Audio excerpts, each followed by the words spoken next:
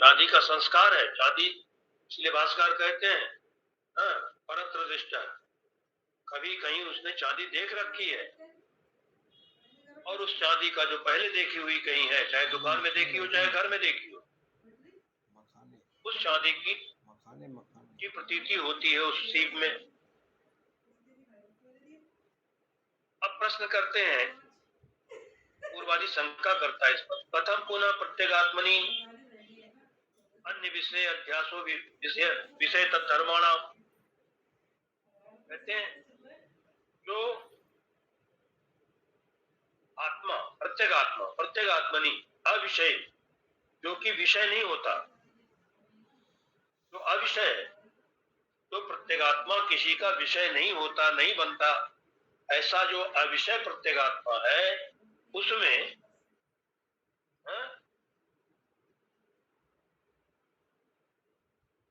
अध्यासो विषय तद्धर्माणाम, उस प्रत्यगात्मा में जो अविषय है सर्वथा, उसमें विषय और विषय के तद्धर्माणाम, विषय और उसके विषय के धर्मों का अध्यास कैसे होता है?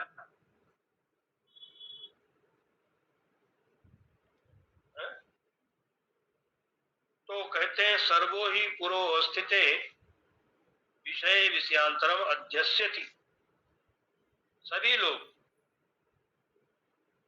जो सामने विषय है, पूर्ववर्ती विषय, पूर्व अवस्थित सामने अवस्थित विषय में ही अन्य विषय का अध्यास करते हैं।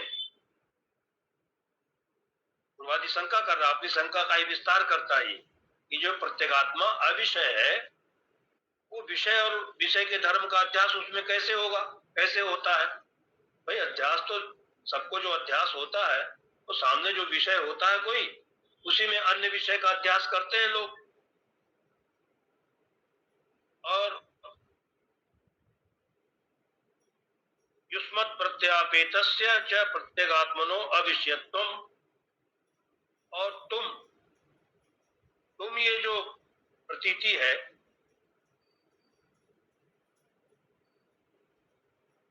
उस प्रतीति के अयोग्य, अविषयत्व मतलब प्रतीति के अयोग्य जो प्रत्यगात्मा है वो तो अविषय है।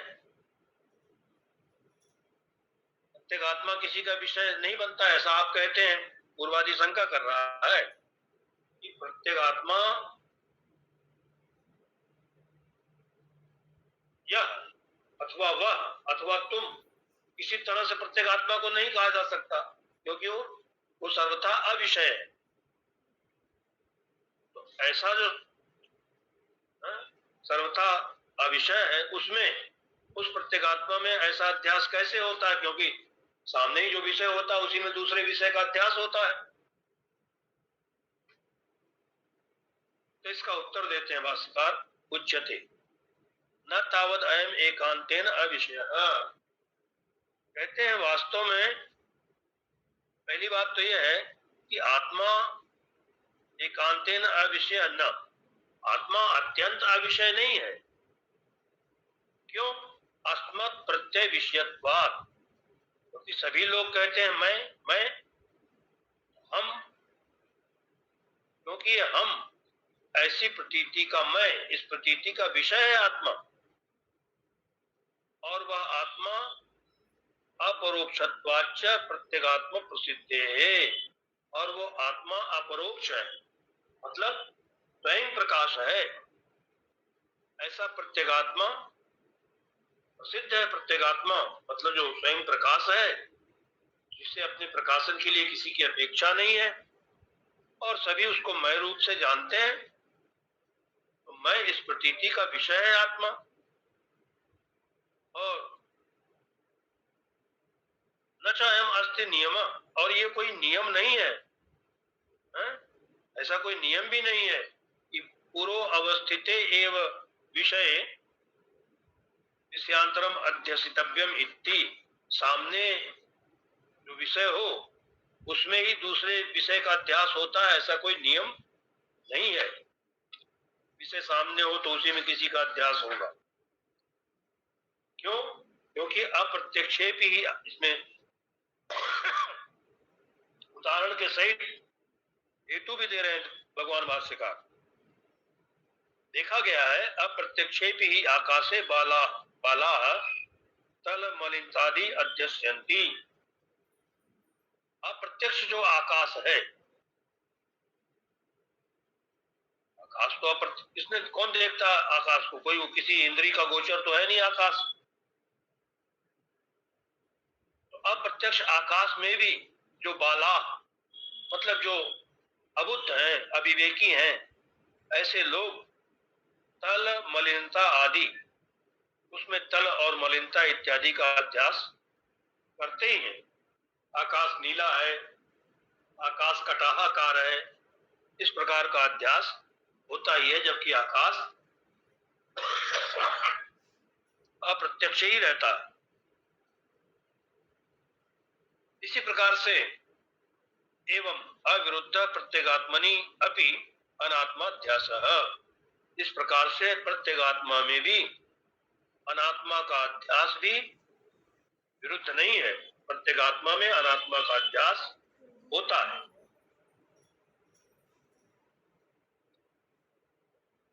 तो अब इस अध्यास को तम एतम एवं लक्षणम अध्यासम पंडिता अविद्या इति मन्यन्ते।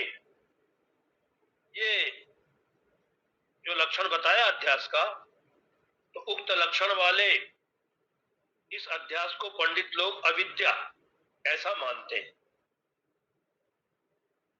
इसी को अविद्या कहते हैं। और तद विवेकेन च, और इस विवेक करके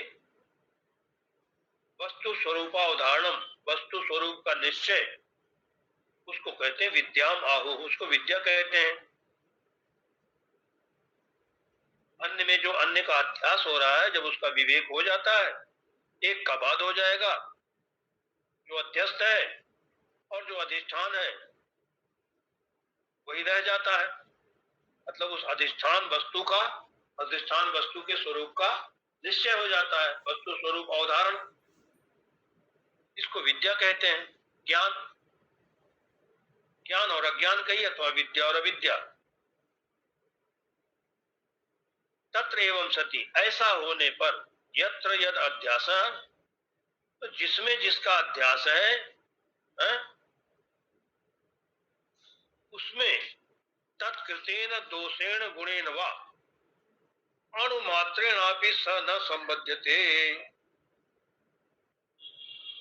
अब जिसमें जिसका अध्यास है, तो जिसका अध्यास है उसके गुण अथवा दोष के साथ अणुमात्र भी जिसमें अध्यास हो रहा है उसका संबंध नहीं होता।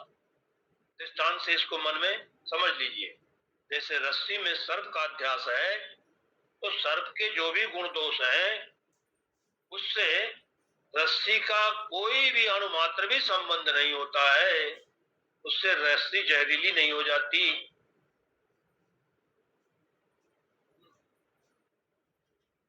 और उक्त अविद्या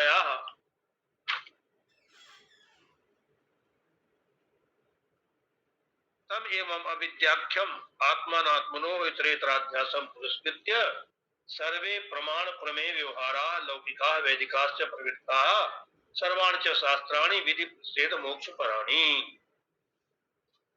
भाष्यकार कहते हैं ये जो अविद्या है, जिसको अध्यास कह रहे हैं, ये लक्षण है, जिसका लक्षण किया तस्मिन् तद्बुद्धि, जहां जो नहीं है वहां उसकी प्रतीति होना, यही अध्यास है। ऐसा जो अध्यास है उसी को अविद्या कहते हैं, अज्ञान कहते हैं पंडित लोग। और विवेक करके जब वस्तु स्वरूप का निर्धारण हो जाता है तो उसको ज्ञान कहते हैं, विद्या कहते हैं। तो ये अविद्या नामक, माने अविद्या क्या हुआ? अध्यास, माने आत्मा और अनात्मा का परस्पर अध्यास, ये अविद्या है। इसको निमित्त मान करके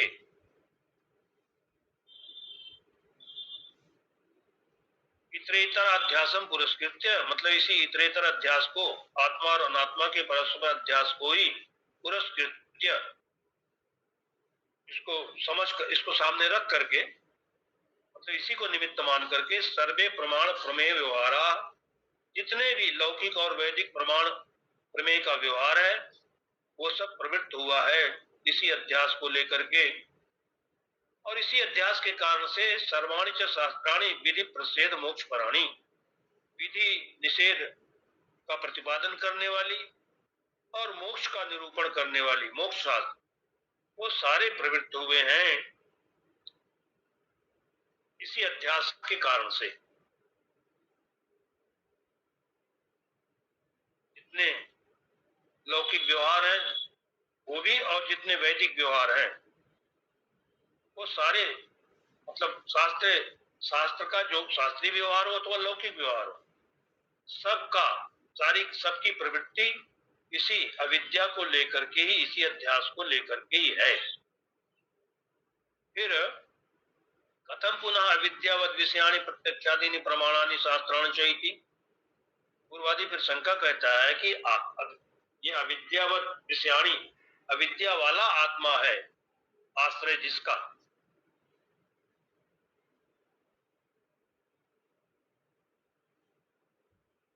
ऐसे प्रत्यक्ष आदि प्रमाण और शास्त्र कैसे?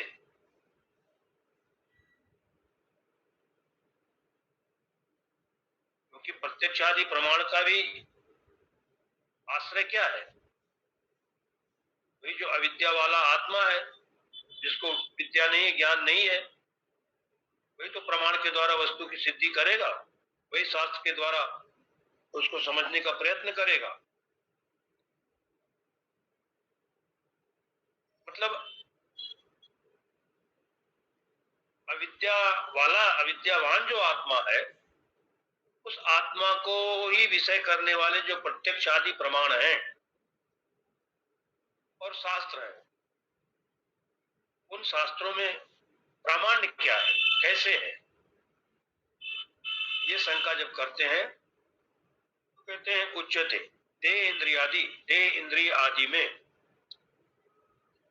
अहम मम इति अभिमान रहितस्य, मैं और मेरा इस अभिमान से रहित प्रमातृत्व अनुपत्तो, शरीर और इंद्रियों इत्यादि में जब अहम मम, मैं और मेरा ऐसा अभिमान जिसका नहीं है, ऐसे पुरुष का, ऐसे व्यक्ति का, उसका प्रमातृत्व जो है वो सिद्ध नहीं होता है। जब प्रमातृत्व ही सिद्ध नहीं है तो फिर प्रमाता कहाँ रहेगा? और प्रमाता नहीं है तो प्रमाण की प्रवृत्ति भी नहीं होगी, क्योंकि इंद्रियों का, जब तक इंद्रियों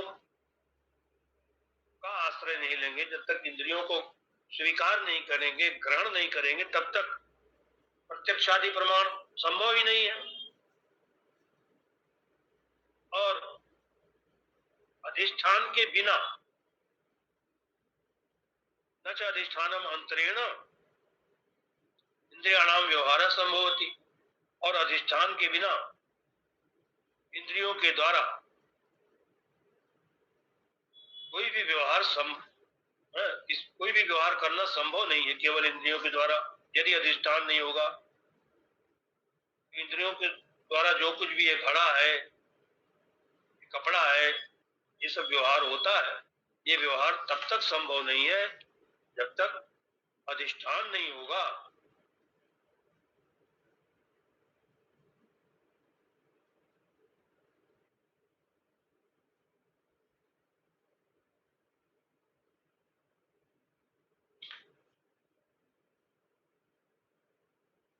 जिसमें अब कहते हैं न च अनध्यस्त आत्मभावेन, जिसमें आत्मभाव अध्यस्त नहीं है, ऐसे देहेन, ऐसे शरीर से कश्चित व्याप्रियते, उस शरीर से कोई व्यवहार नहीं कर सकता। यदि आत्मभाव अध्यस्त नहीं होगा शरीर में तो शरीर से कोई व्यवहार संभव ही नहीं है। मतलब आत्मा अधिष्ठान रूप से, शरीर का भी अधिष्ठान है आत्मा, और उस आत्मा के बिना शरीर कोई व्यवहार नहीं कर सकता। यही बात भाष्यकार कहते हैं, न च अनध्यस्त आत्मभावेन देहे न कश्चित् व्याप्रियते।